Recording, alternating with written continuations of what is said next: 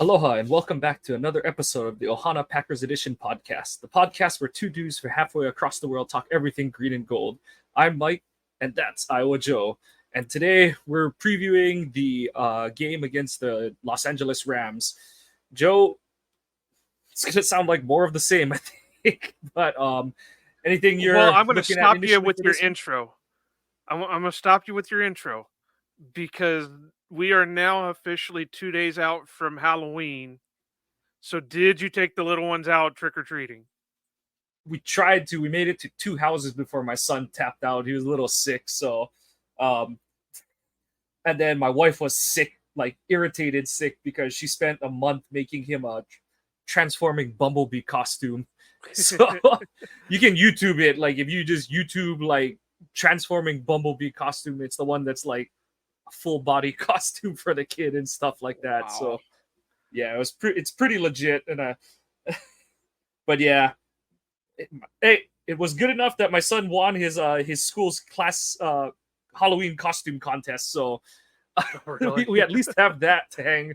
We have that laurel to hang on. So, and it was pretty funny because I was kind of teasing that his teacher, I don't think she's won the contest or her classes won it, because the way she captioned it on her daily bulletin is our class was represented by the winner or something like that. So I was like, I know Marisol joked that, oh, she's either just not come close or lost some controversial ones. So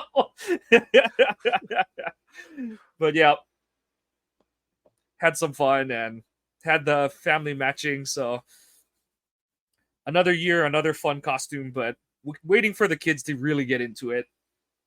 Yeah, usually the first few years are more collecting candy for mom and dad than it is for the kids. Oh yeah, it really helps when your kids, you don't want them to know what sugar is, and you don't want them to know too many of the good candies, so you tell them that they're for adults. So use all the tricks in the book that were used on you. Well, obviously I don't have any kids, so and it was another work night for me, so I wasn't home for when Any surprises that showed up at work or not? Not really. no. I'm pretty far away from it. So, uh, now when I worked at one of the convenience stores back in the day, our manager would buy candies or get candies extras that if the kids came in with costumes on that we would That's give pretty out to cool. them. So that was pretty That's cool. cool. But no, I just had to do a check in because it's that time of year, or was that time of year.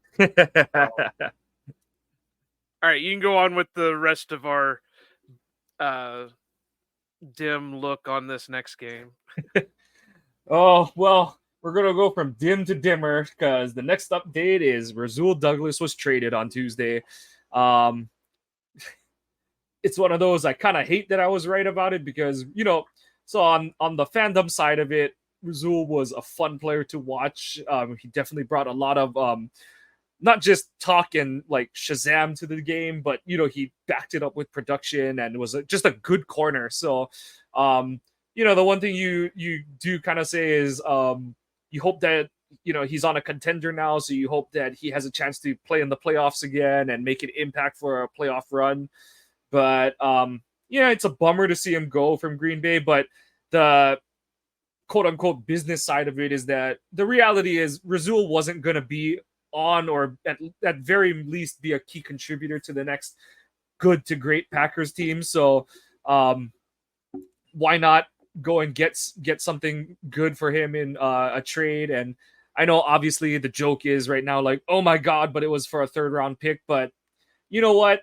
Gutekunst is not Thompson in the case where he is more aggressive to move up in deals. So whether it's to move up, his first round pick, or to move up either of the two second round picks he's going to have, or even to package the what is Green Bay's and that Buffalo pick to move into the back end of the second round.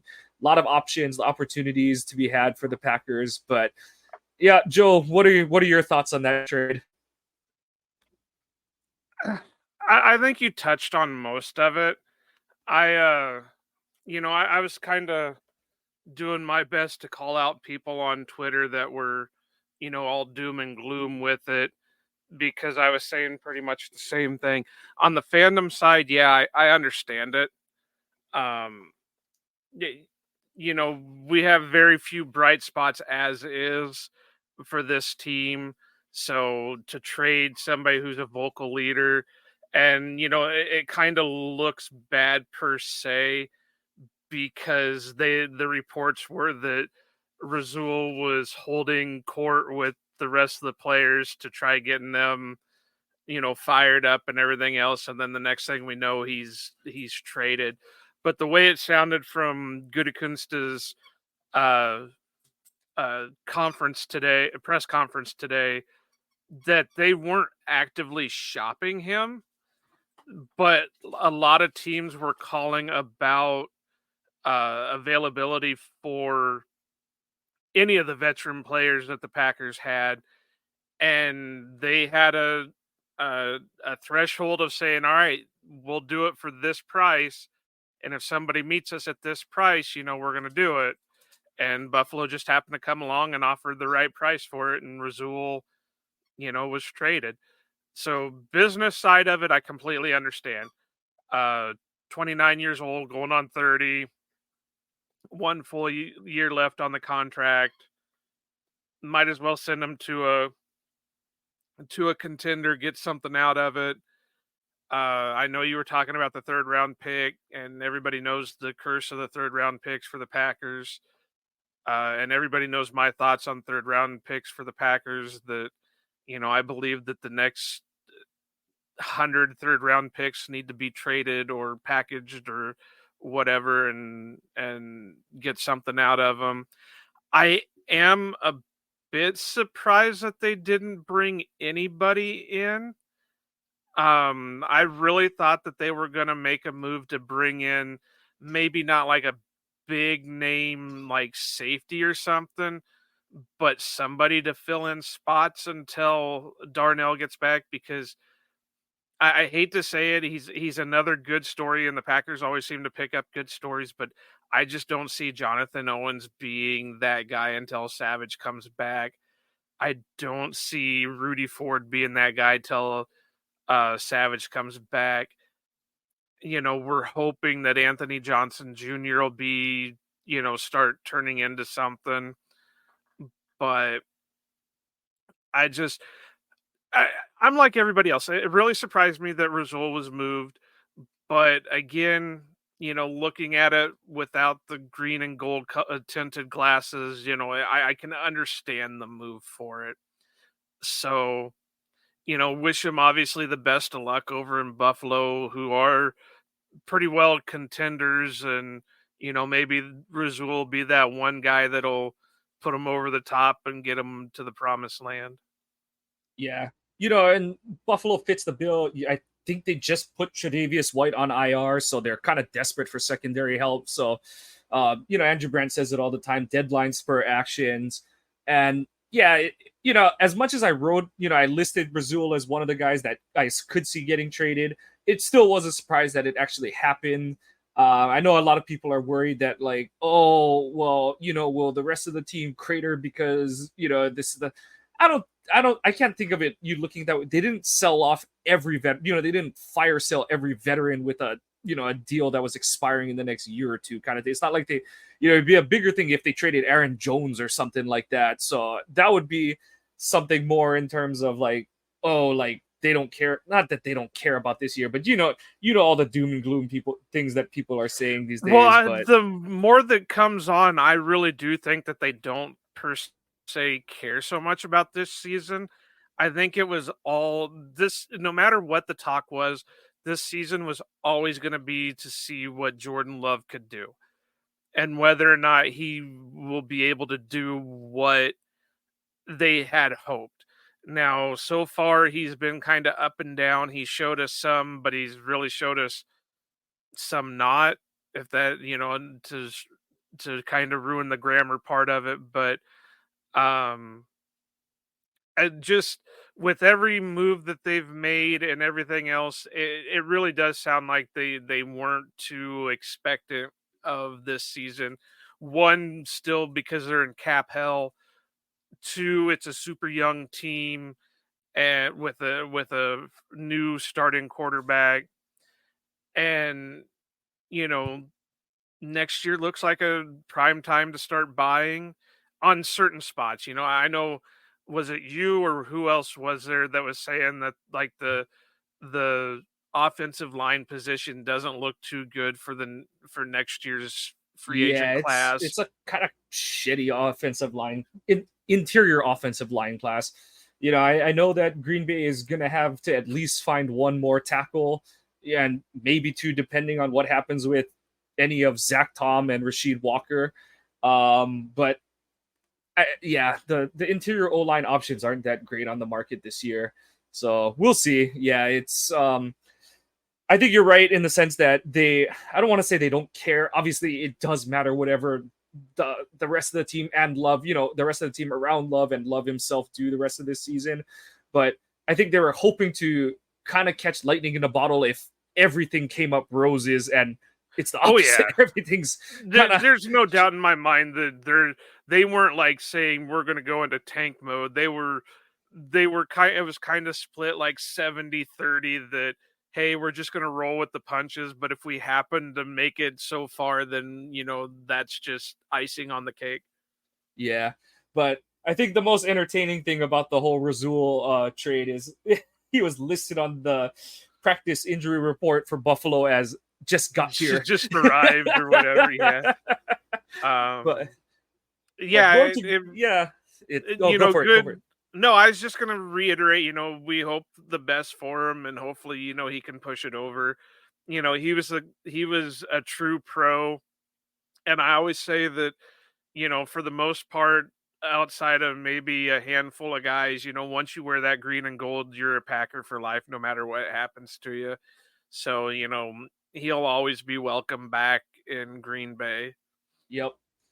Unless he goes nuts and completely trashes everything and yeah. Seems like he's got a decent head on his shoulders, but I've said that before and been wrong. So, but going from Bills practice to the Packers practice, it was actually a pretty good turnout today.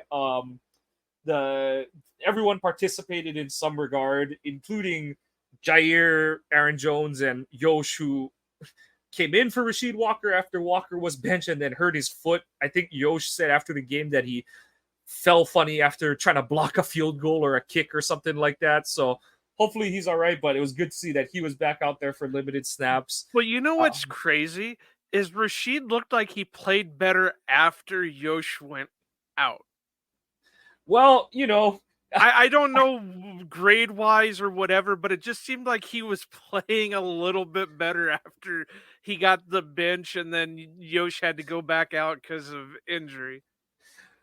Maybe he's just one of those guys that needs to get kicked in the ass every once in a while. So, you might it's all know about a little bit self-discovery this season. So, yeah, and you might know a little bit better than me because I think this was in my down year where he was 2020, right?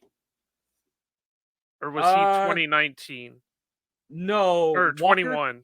21. He was a 21 year. Yeah. Okay. I think that was my he was a 22 draft pick. 22 draft pick. Yeah. Yeah, and I think that was just before I started getting back into the draft stuff. But I think I remember something about that. That was one of the reasons he fell so far, was because there was that issue that he just kind of got complacent, and you would have to kick him in the ass once in a while to get him motivated. So maybe that did it. Because, there was a 3-game span where he looked, solid. And then he just kind of fell off. Yep. So, I mean, that's what happens with young guys is that, they come out, they make their first impression. And then, like I said, the league always punches back. And it's whether you can figure it out and punch back yourself, or if you're just going to get knocked the hell out. And so that's on the table for a lot of the guys, obviously Watson's dealing with an injury and stuff. I know he's not on the report, but I don't feel like he's 100% healthy yet. Same for Love. All the young receivers, they're all going to go through that. So that's all part of, like you said, it's a long season for the rookies, and they're going to take their lumps, and that's the ride that Gutekunst and LaFleur, and everyone's coming out of the woodworks with all their theories and stuff like that. But in some degree, everyone signed off on that. But enough on the Packers side of things. We're here to preview the Rams, and they're in just as bad a shape as the Packers are. yeah, and it's just how polished is the piece of shit at this point. So I mean, what's it called? So Stafford, the big news for the Rams is that Stafford hurt his thumb. I think it's another UCL injury. UCL, whatever it's the it's in the thumb bone connects to the hand bone. Yeah, but, something like that. It's something that he's definitely played through before. If you go and look, I don't even remember which year, but he had those years where he had the big splint and he would totally tape up his thumb all the way to the back of his wrist, kind of thing and stuff. So he'd have to have like a special. I remember those years with Favre where he'd have to have like a special splint made. The ice cream scoop, the ice cream, not scoop, but the wooden spoons. Yeah. Well, it wasn't just that, but I remember specifically one year with the thumb where they said they would have to take like rubber or plastic and melt it directly onto it. Yeah, so that was 03. Yeah, where it form fit onto the thumb to brace it a little bit better. Yep. So I'm assuming he'll go all the way up to to the inactives before game time. Maybe, but didn't they sign a quarterback off somebody's practice squad too? No, they tried to, but he told them, nah, bro. Well, maybe they signed a different one, but they tried to bring that guy Wolford back. Yeah. But he said, nah, I'll just stick on Tampa Bay's. There was one with a weird name. Hold on, let me go. I missed that if they did sign one. Uncle Eric, what did your team do? Oh no, that's Brett Rippon. Oh, Dresser Win. Yeah, there you go. And he's white, so that makes his name even funnier. What's wrong with white people, Mike? Oh, I got you quiet on that one. Just the spelling and everything. It doesn't make you think white guy. Yeah, I said it was a weird name, but I did see that they signed him. So that not necessarily meaning that Stafford is out. Sorry, you got to have contingencies for your contingencies at this point, though. So that's all it is. Like I said, it points to maybe not as much. But whether Stafford plays or not, the now reshuffled Packers secondary is going to have its hands full. Even if Jaw plays, I'm still not confident that Jaw's anywhere near healthy enough to where he should be playing. But and it sounds like he needs to go get that acupuncture. Yeah, and it sounds like Valentine is going to start at the other cornerback position, but they're going to have their hands full. Cooper Kupp is, he's fully healthy now and looks like the guy he's always been. And Puka Nacua has had a stellar start to the season, but he was a limited participation in practice today with a knee, so that'll be something. I think they said he's probably going to play, but if he's at all limited, that'll only give Green Bay's mushed up secondary all the help it needs. But we'll keep an eye on that. And the big thing to remember with the Rams.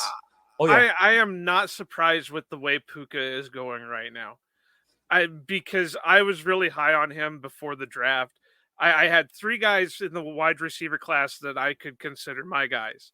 And 2 of them I know people can name, just go with it.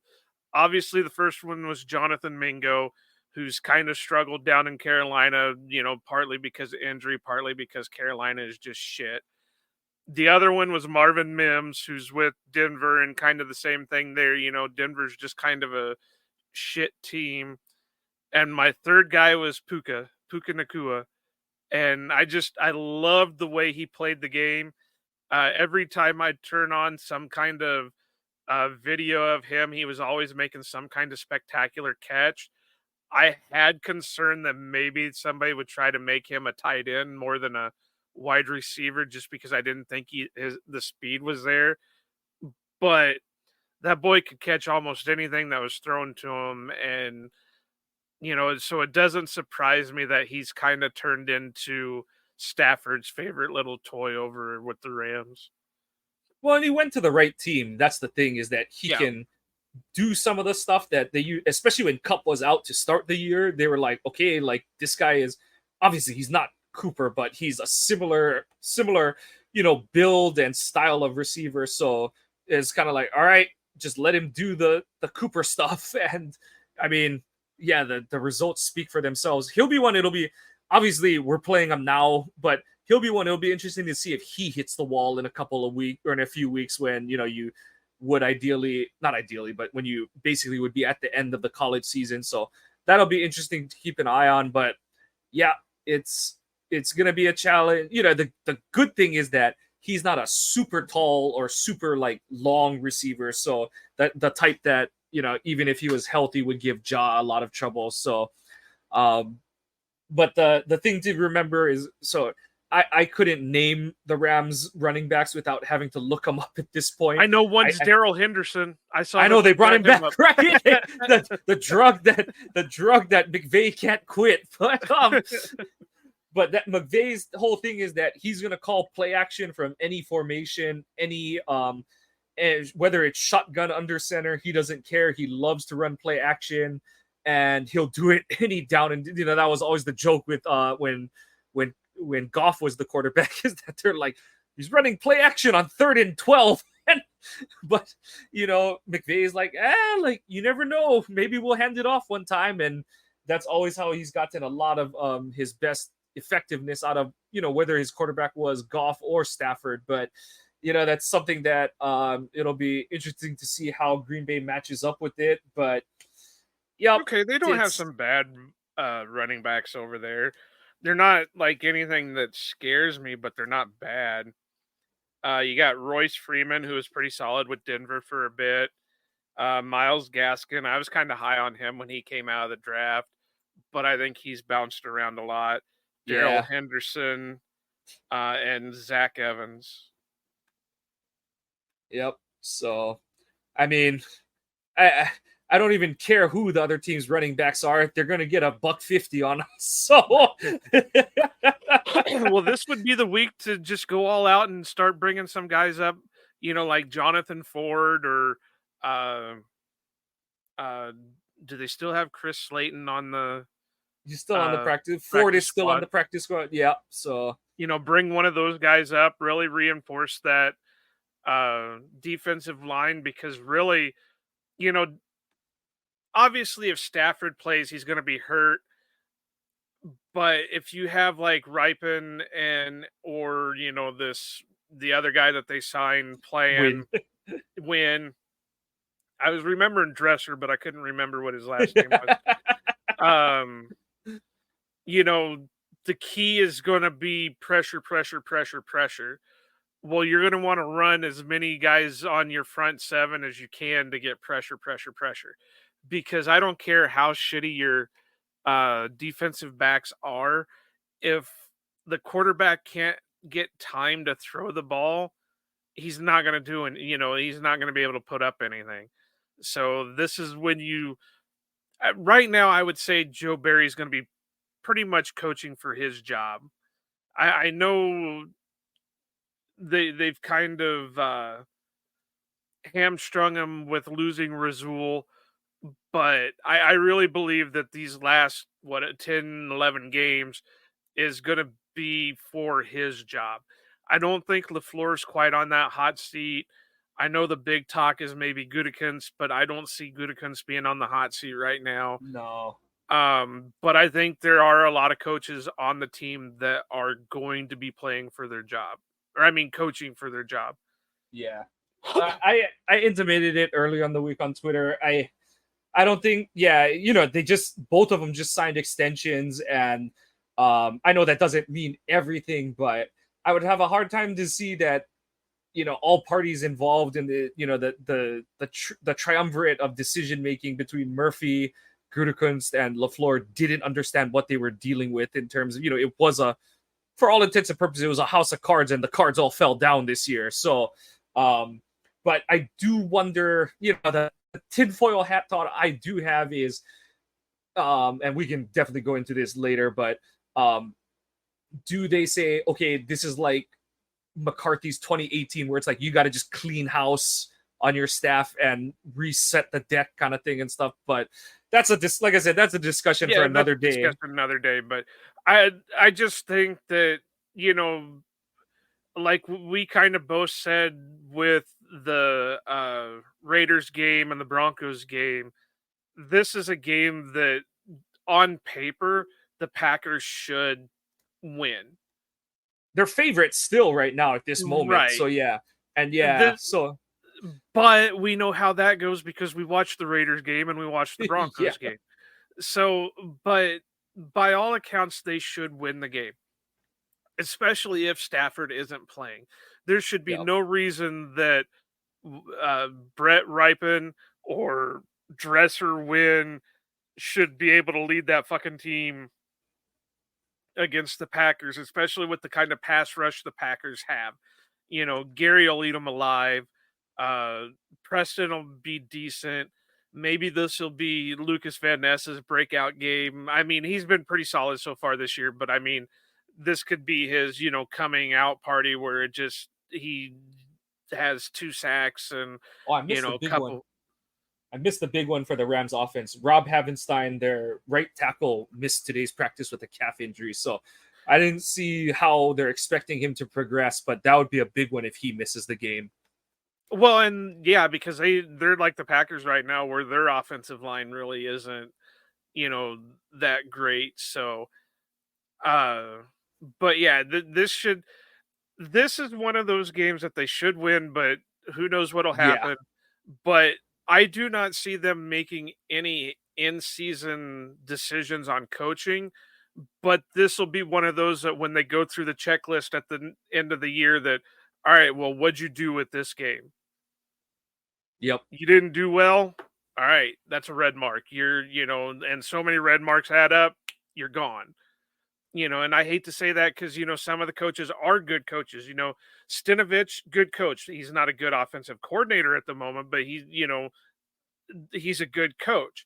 Butkus, you know, so far he's not been able to handle the pressures of being the offensive line coach, but he's a good assistant coach, you know. Yep. And I really do think that this could be Barry's last year because what is it? Murphy's done in 2 years. Yeah. I'm not sure if it's because it's the day he turns whatever, whatever age. So I'm not sure when that falls, if that's before or after the season, but it's 2020, some point in 2025. Yeah. So here's my theory, and I know I've went off on tangents so far this episode, but here's my theory of it. Murphy, unless something major happens, isn't going to make a move because he's going to be a lame duck president, CEO, whatever you want to call it. But we all know what happens when a new person takes over. Yep. They usually don't like keeping, you know, past regimes' staff. They want to start completely over with their staff.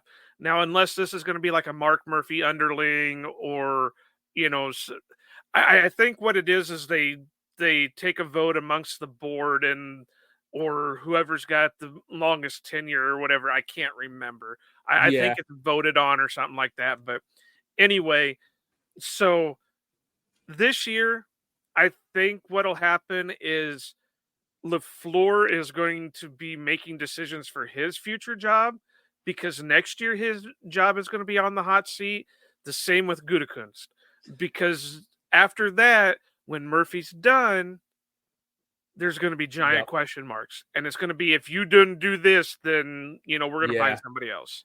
And so yeah, so this is where it gets a little weird. So yeah, it's the day they turn 70. That's when the Packers CEO is auto retired out, set adrift, to so to speak. But so what's weird for what makes it a little funky is so Murphy's birthday is July, so I knew it would carry him through the draft, but that's where it gets kind of like, okay, does that mean Gutekunst and LaFleur have the 25 season, or if this thing goes tits up again next year, are they both gone? Kind of, because I don't know. It gets into that weird, like, okay, like, sure, Murphy can fire both of them right after the 24 season, but would the board allow him to hire a new, either GM I or don't coach? think So yeah, unless something major happens, like they go 0-17 next year, right, yeah, I don't see Murphy making the decision on that. right, exactly, yeah. It would have to be Um, catastrophic kind of thing. So right. yeah, But like I said, I think what'll happen, and I kind of was convoluted when I said it, but this year LaFleur is going to have to make a decision on his coaches. I think there's going to be a little bit of a house cleaning. I don't think it's going to be like a complete right, wipeout start over, but I think there's going to be some guys let go, some guys change over, whatever happens. Then the next year, which would lead us into the 25 season, Gutekunst is going to be making decisions because at that point he's got to be doing something to save his job. yeah, So, okay, Matt, what did you do for us? Yeah, right, you had a great first few years, but then we had this plan and you suffered, this plan sucked. right. So then after that is when you get the new CEO, president, whatever, and then that's when the big decisions are going to be made. Yeah. So, That's just my theory. but as we've gone so off tangent, we've blown our mind, just like Aaron Donald has blown his mind in the last couple times he's played the Packers. Unfortunately, I don't think that's, if he loses his mind, it's going to be because he's just kicking everyone's ass in front of him, not like because neither guy who's driven him insane when they've last played him is playing at that level. Elton, I think, is dealing with. I mean, he's one of the guys that's still on the injury report, and Runyon is not playing at the high level he was in the 21 season. So, um, yeah, Donald might have a field day against this interior O line, especially against the run. And the only bit of good news is that one of their leading the Rams inside linebackers, Ernest Jones, is a question mark because of knee knee injury. He was also a DNP, so that could be a big one. But yeah, I'm having shivers thinking of what Aaron Donald is going to do to this Yeah, but then Packers offensive Josh line. Myers is playing the best football of his career. Yeah, they've dug a hole on that one. Um, I mean, can't just go and throw him out into the bus already at this point. So they've got to just get whatever they can out of it Yeah, and but stuff. I kind of like Todd said on Lombardi's bar, he went out of his way to bring up Josh Myers and how well he's playing. You could have just said, "Hey, they're doing, what they can on the team or for the team and they're having their moments." But no, he went out of his way to say, Josh Myers is playing the best football of his career. Yeah, yeah. I don't have many answers for that one. None that are going to make anyone happy. So I'm not even going to bother. Well, and I know like guys like Dusty and all them are showing that yeah, he's holding up pretty well in pass block, but he's not in run block, but he's still not, and to my eye, without breaking down like the all 22 or anything, he still struggles a bit in the pass block. I, I mean, No, he's had good yeah, he's plays. not Lindsley, and that's the problem. Is that he's he was drafted to hypothetically be a as much as a plug and play guy to fill the shoes of Corey Lindsley, and he has not measured up to that. Whether Creed, and that's the thing is like it's not to me. That's the part that I look at. The Creed Humphrey part of it, yeah, whatever. There's a lot of things that have come out as to why they picked Myers over Humphrey. I have my own, half joke, half serious thing about Humphrey snapping the ball with his left hand. But you know, I look at it more as, they were hoping that he would be, not necessarily, the same level as Myers was, but wouldn't be a severe drop off, and that just hasn't been the case. So it just magnifies it. It doesn't matter which side of it you look at it, but yeah, he just hasn't measured up either to the shoes Lindsley left him or what Creed has done for the Chiefs, and it's just exacerbated the issues on the interior of the offensive line. So yeah, that's where it But stands with that. with Aaron Donald, who knows? I mean, yeah, Elton's kind of dinged up a bit, but I, it's always one of those that when you've had an issue with a player in the past, that no matter how bad you feel, you always want to play uh, up to that because you want to shove it down his throat. That's I, true. I I'm sure there were guys when you were playing that you wanted to just run it down their throat, no matter how you felt about it. There were times that I felt the same way in the sports that I played. So, you know, I could see him coming out and looking like his old self again just because it is Aaron Donald, and then the next game he comes back down to earth and, maybe struggles a little bit because he put a little too much effort into it. But yeah, Donald is gonna, give the Packers a hard time, but that's where LaFleur has to work around it. Okay, well, we're not going to be able to do this, so let's work on this. We're not going to be able to run up the gut, so let's work on some outside runs. Let's work on our quick screens. Let's, play We're gonna run action that a little bit stupid more. McCarthy play 20 times again. Yeah, yeah. So I'm stealing my resolve for that already. But yeah, it's I know I hate that it's kind of the same as what it's been the last, but that's the problem with where the Packers are is that we talked about it all offseason is that you wanted to see an upward trend with this team, and unfortunately it's been the opposite. It's been a downward trend the whole season, and until they show signs of really popping out of that. And I joked about it with Jake Shavink on Twitter. I said, you know, I'd even consider them doing like just the total opposite of what they do, where they don't do shit on offense for a whole half, and then they play. It looks good because they're catching up in the second half. If they just did that, the opposite, where they scored like 20 something points in the first half and didn't do anything, at least something was different.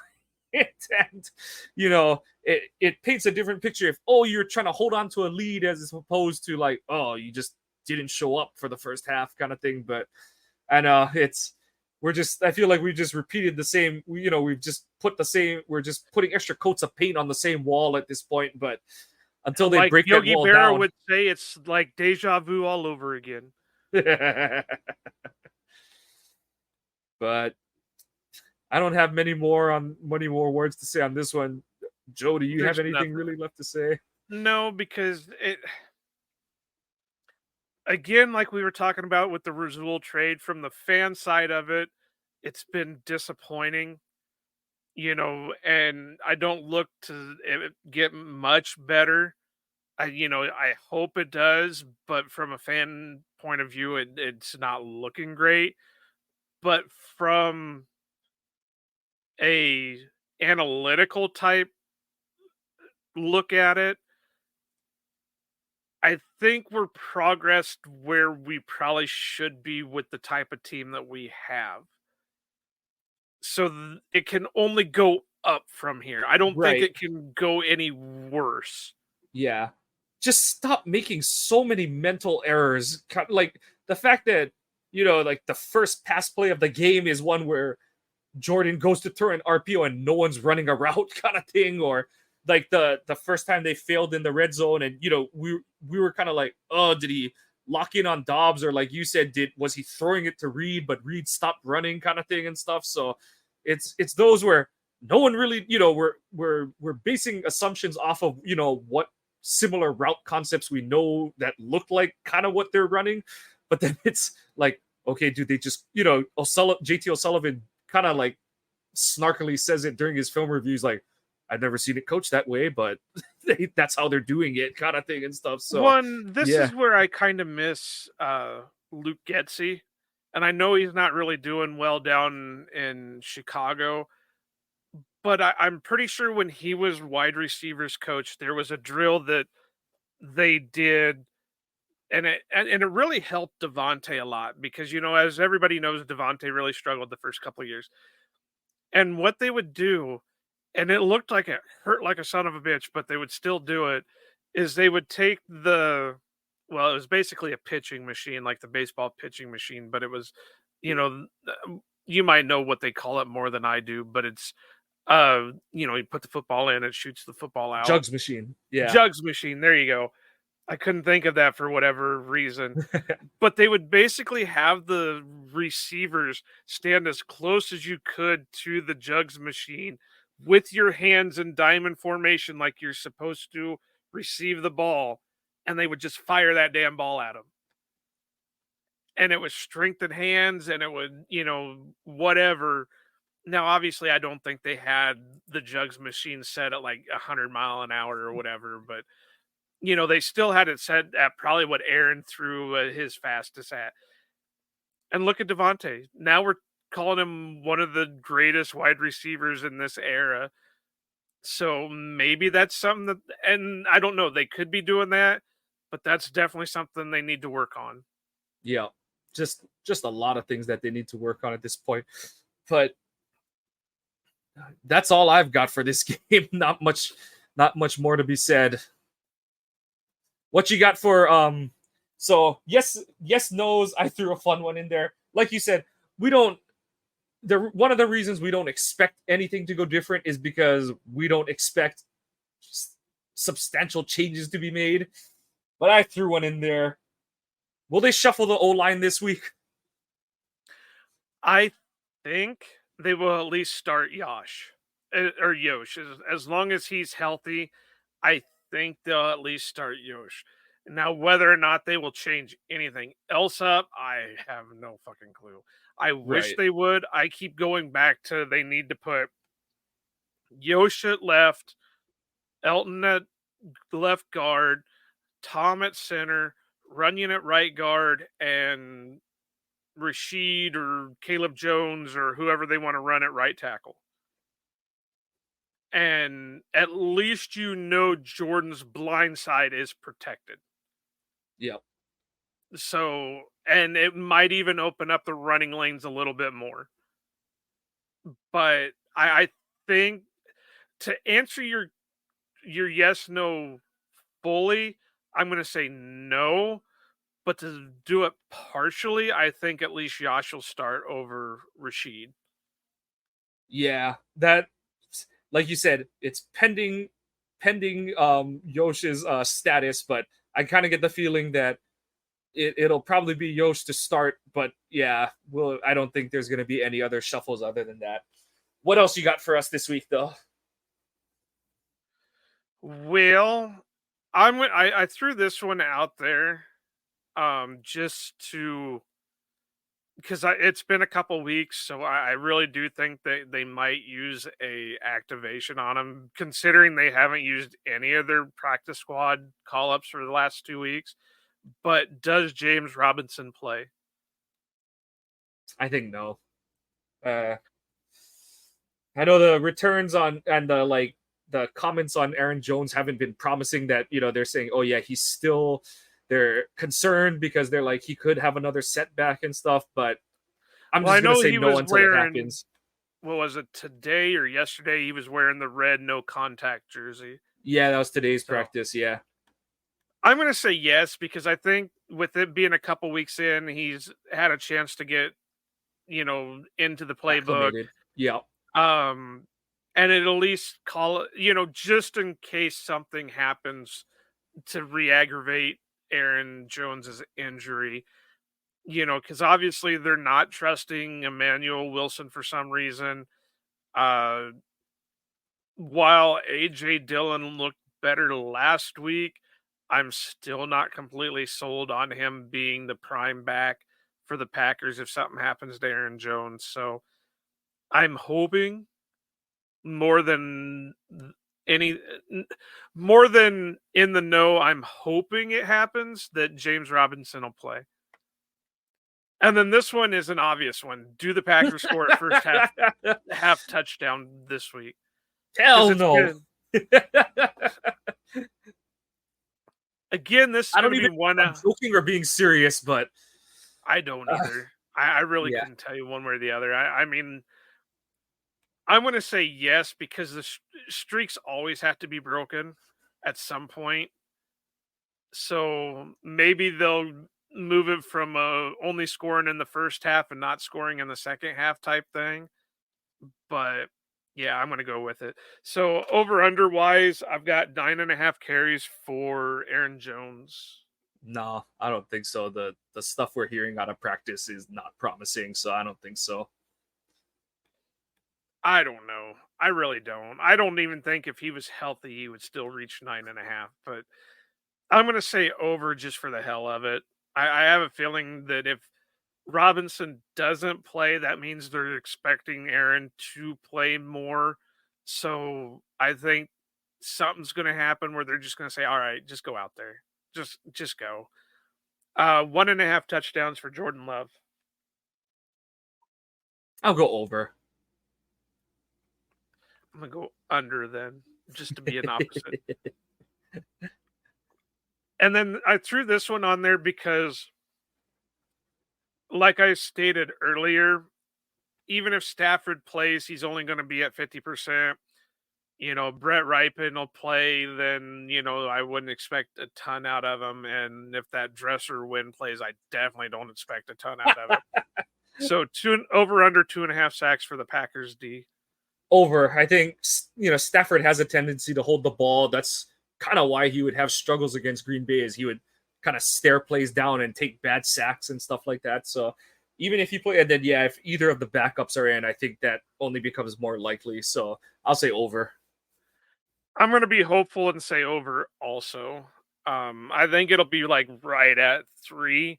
Yeah. But like I said, I'm hoping that this could be the type of game that Lucas Van Ness could really go off on, or maybe they activate Britton Cox, or not activate him for the practice squad, but let him be a suited guy on during the game, and one of them will just tear it up. Yep. So I think they'll have their chances this week. I really do. Well, like I said, until things change, until the team on the field changes our expectations, these are kind of just dour and just wondering which of the 1,000 ways we're gonna die in the upcoming game. But Joe, you got anything else before this one? We head on out from this one. No, and I know you'll touch on it a little bit in the outro, but just, go over and check out ohanapackers.org. As a lot of people might have seen already on Twitter, we've got Joey from Underage Packers. Uh, he's he's got one article up. I don't think it's going to be like a constant thing. I think it's just going to be an occasional article out of him. Mike is doing great things over there so far. I think I kind of gave him an idea for another article earlier today. So, and occasionally I'll jump on there and throw something up. So just please go over, check it out. Obviously take a listen to this, but if nothing else, just check out the articles. Give them a read, let these guys know how they're doing on them. And, we appreciate all that stuff. Yep, absolutely. So please, yeah, like Joe said, please support the website. We're trying to, the more you guys check it out, the more writers we're going to be able to bring in, and we're just trying to put out as much good content as we can. But yep, that's going to be a wrap. We will catch you guys after on Sunday after the game concludes. This has been the Ohana Packers edition game preview for the Rams. We thank you for following us along. Please give us a follow on Twitter. I'm at Kawano Mike. Joe is at Iowa_Joe86. Follow the podcast at Ohana_Packers. Website is ohanapackers.org, like Joe says. Yep, please do check out Joey Van Zumeren. He did his farewell ode to Rasul Douglas as his initial post for us, and like Joe said, Joey will have more posts to come in the future. Joey, I'm gonna screw that up. Yeah, it's gonna be all kinds of nuts. I even have that too, but yeah, it's gonna be crazy. But he's an up and coming writer. He's going to school at the University of Missouri right now for journalism. So we're just kind of helping him get an outlet to perfect his craft. So and he's helping us build the brand. So absolutely. But bringing it from Joey back to these two guys, just follow us on whatever podcast listening app you like to use. Give us a subscribe, give us a like if you're enjoying what you're hearing, and whether you're enjoying or have criticisms, please leave us comments. We like any feedback we can get. And that's gonna wrap it for this opponent preview edition of the podcast. We say mahalo and aloha.